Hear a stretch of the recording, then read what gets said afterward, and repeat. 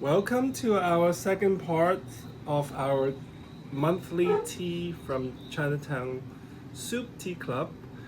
Um, the second tea you're gonna receive is gonna be an interesting choice because the tea in front of us is the TiKwanYin that you had last time, but that was a light version.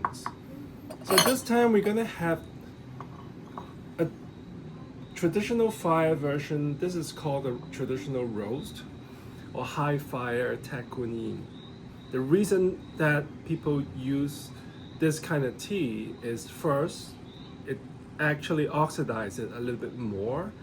Secondly, this once you roast it, it could be aged. So the first tea is, you can remember, it's very green, it's very floral. Those teas are considered lightest oolong. It's almost like a green tea that you cannot really store for more than 3 years. But once you roast it, it could be stored for 50 to 70 years maximum. And it will become mature. The longer you age it, it's just almost like a cognac. So a lot of people love this if you are into brown liquor.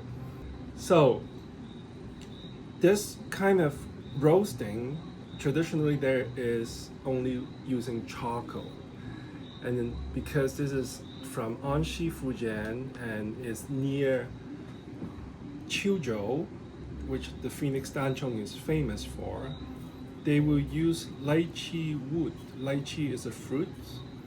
If you know what longyan is, then you know what lychee is. Sometimes they will use the wood of lychee, or sometimes they will use the wood of longyan. That will actually create a more sweet, caramelized quality to the tea. So how are we gonna brew this tea differently than the previous one? I guess a lot of people have a question like, okay, if I don't have a gaiwan at home, what can I do? You can always use a cup, a mug, or your favorite bowl that you like. And the easiest way to do this is I'm gonna show you. And boy is getting very curious in here. The water is always boiling, right? So you want to heat up all the vessel that you have in front of you or in front of me. So I'm gonna use boiling water first to heat up everything that I need to heat. Since we are gonna introduce you to the quickest, easiest way of brewing tea first, brewing this particular tea, I'm gonna use the bowl first. So what you do, traditionally, 7 grams of tea, throw it in the bowl. Engage with the tea is the most important part because, the tea is really sacrificing all it has to us to make this as a medicine. So look at it, appreciate it, respect it, give thanks to it, smell the tea leaf inside this heated cup, and then we're gonna start brewing it. And the first thing we do is to rinse the tea. You're gonna see I'm gonna use a stronger rotations into it. Most of the time when you're doing this, you're not gonna be able to rinse the tea. But if you have an extra guy or lid next to it, you can also use it as your filter. Or if you have a strainer at home, you can also you can use it as a strainer like this. That you can basically rinse the tea like that and put it back to it. So now the tea is primed. And what you can do, and you can see the extractions already started. What you can do, this time we're gonna go gentle. A very, very kind of, you can see that it's almost like a bathing inside there. And this way, the traditional way of, if you just have a bowl, you can basically observe the changes in that tea leaf with the hot water in it. You can see how it unfurls. Usually this way of drinking we call grandpa or grandmother style, because in China back in the days, if grandma just have a bowl like this, how could they filter out the tea? They just use their teeth.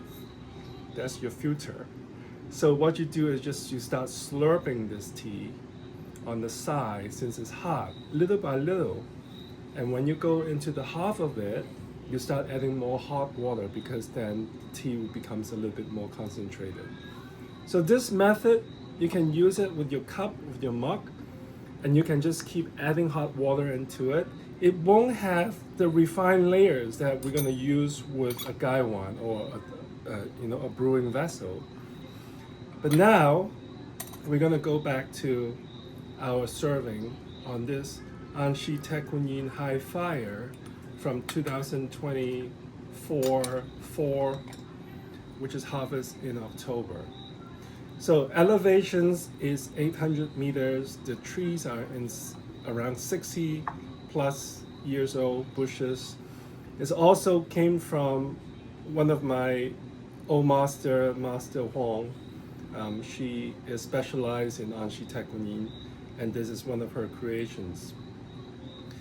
This will be the most highest roast that I will get from her. This roasting, we would say, is at least 80 to 85% in that total roasting techniques. Think about coffee, okay? So it's similar to that. Is it the high roast? Is it the French roast? Is this a blue bottle roast? Doesn't matter.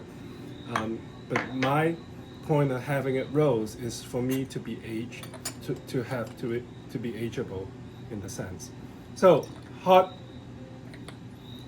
gaiwan, dry tea leaf inside. This time I'm gonna try to do something different than our first brewing on the TiKwanYin Light, which we have a lot of strong power going in. This time we're gonna do a very gentle power on it. Even though I'm very low to the tea leaf from the sprouts, I'm still working on it as a very gentle state. You can see how once it hits, everything flows up. And what you want to do is, this is called a rinse of it.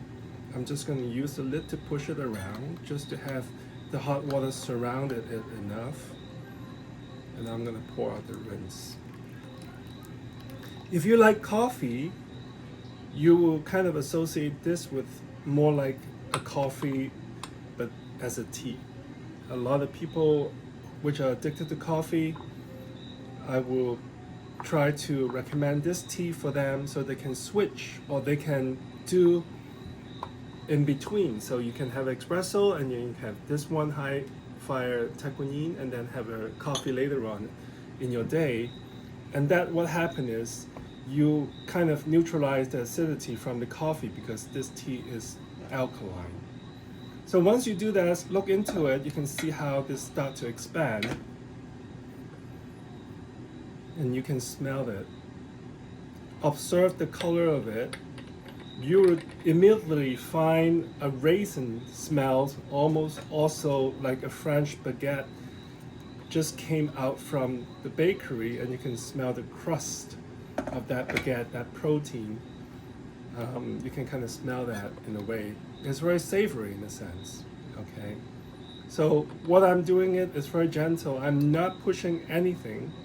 I'm just letting it speak for itself today. Since it's a very humid day, I'm not going to agitate the tea too much because the tea itself already suck in a lot of moisture on it. And if the tea is full of moisture, I don't want to push it too much on it, okay? Because it activates with water. Anytime that we have enough water in it, the tea will be behaving differently. So this is our first brew. This is the color, which is a very light version of the color a real Kung Fu tea will have. But what I want you to try is the layer of it, because if you remember the first tea, which is the light Oolong, you can have a conversation between that and this one, since they are the same tea, same plantation, same harvest, but one is roasted, one is not. So we want to have a conversations with it, with the first one, and you can learn from it a little bit more. Okay, so first brew, the aromatic. Again, observe the color of the tea, liqueur, observe the cleanness of the water, observe the glossiness or dullness of the reflections. All of these help you to focus on this moment of making the tea. Okay, second brew in it. I'm gonna still going lighter because I'm not giving a lot of energy to it, so it doesn't move the tea. So what I'm gonna do is do a circle. You can do clockwise or you can do anti-clockwise. So this will be our second brew. This is the body of the tea. I'm gonna actually add a little bit more intentions to it by pushing it. Like have a little conversation with it, like how are you doing? Are you too hot, or are you just too comfortable, or just lazy? It doesn't matter. It's just a little conversations with it. So second brew, you can see the color difference between that and this to the first brew. Okay, you can see there's a thickness to it, almost like caramelized. If you're into cane sugars, the red sugars or the brown sugars, you can kind of have a similar kind of effects on that, which is very nurturing to your lung and smoothing to your throat. So this has been sitting throughout this whole process. I can show you how dark this is coming out. Again, I'm not pouring everything out from it. I'm just pouring almost 2/3 of it into it, and now I'm adding more hot water in it. And you can see the color of that.